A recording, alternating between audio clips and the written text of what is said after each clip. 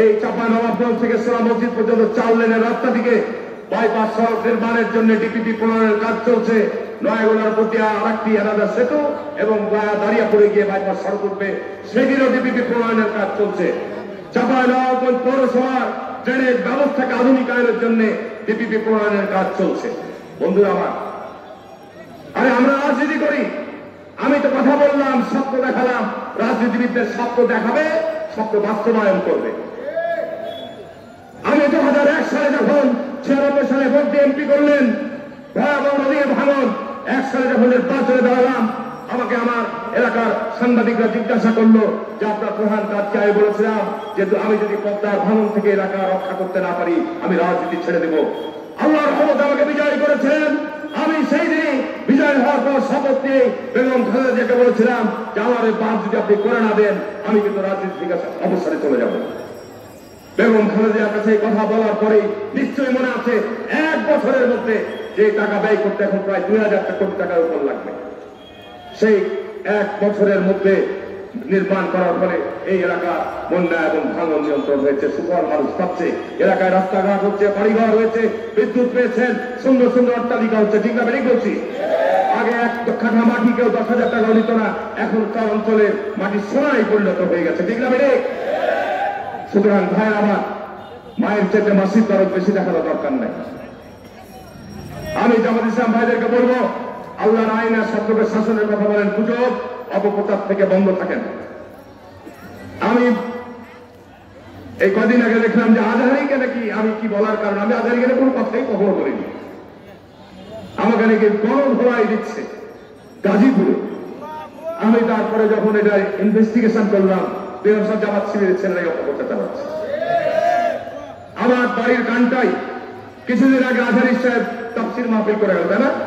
আচ্ছা ভাই, এটা তাফসির মাহফিল, ওই তাফসির মাহফিলের সভাপতিকে, ওই তাফসির মাহফিলের প্রধান অতিথিকে বলেন তো, তাফসির মাহফিলের নামে রাজনৈতিক মঞ্চ বানানো ঠিক নয়।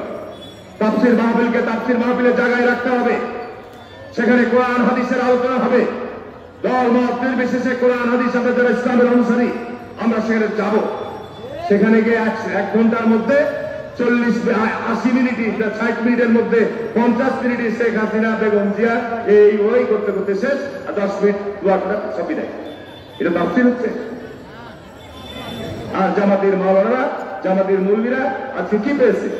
বলছে হারুন এখন আলেম বিদ্বেষী হয়ে গেছে, হারুনের জানাজা পড়ানো যাবে না, পাপি এখন পাপি হয়ে গেছে। আরে তাফসীর মাহফিলের মঞ্চ থেকে সমস্ত কথা বলছে।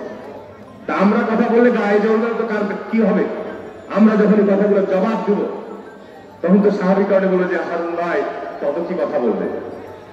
আমরা সত্য কথা বলবো, আমরা আমাদের জনগণের সামনে দায়বদ্ধ, আমরা জাতীয়তাবাদী দল করে দেশের কাছে আমরা দায়বদ্ধ।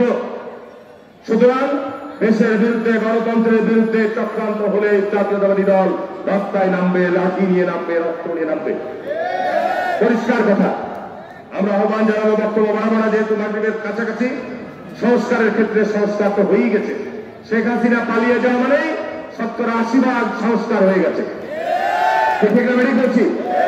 এদেশের জনগণের দাবি ছিল শেখ হাসিনা ছিল বর্চর, শেখ হাসিনা ছিল মুনাফেক, শেখ হাসিনা ছিল মানুষের সাথে প্রতারণা করত। সুতরাং শেখ হাসিনা বিদায়, এর অবসান ঘটেছে, তার সঙ্গে সঙ্গে তার সঙ্গতমরা পালিয়ে গেছে। ঠিক না? সুতরাং তারা যে অপরাধ করেছে বিচার হবে, বিচার একদিনের কাজ না, বছরের পর বছর লাগবে, বিচার আমরা করবো, অবশ্যই বিচার হবে।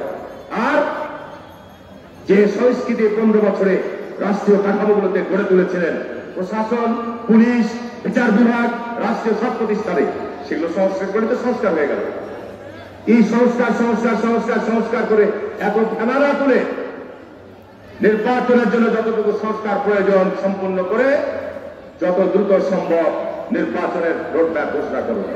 বন্ধুরা, আমার বক্তব্য আমি বাড়ালাম না। আমি সর্বশেষে আজকের ঈদুত্তর এই মহা সমাবেশে আপনারা উপস্থিত হয়েছেন, আন্তরিকভাবে ধন্যবাদ, কৃতজ্ঞতা জানাচ্ছি, পাপিয়াকে ধন্যবাদ জানাচ্ছি এবং চাঁপাইনবাবগঞ্জের বার্ষিক অনুরোধ করবো আপনারা সর্বদা সজাগ এবং সতর্ক থাকবেন। ষড়যন্ত্র চক্রান্তের বিরুদ্ধে আপনারা সর্বদাই সজাগ এবং সতর্ক থাকবেন।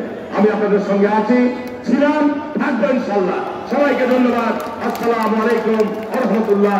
বাংলাদেশ জাতীয়তাবাদী দল জিন্দাবাদ। শহীদ রাষ্ট্রপতি জিয়া রহমান অমর হোক, বেগম খালেদা জিয়া জিন্দাবাদ, তারেক রহমান জিন্দাবাদ।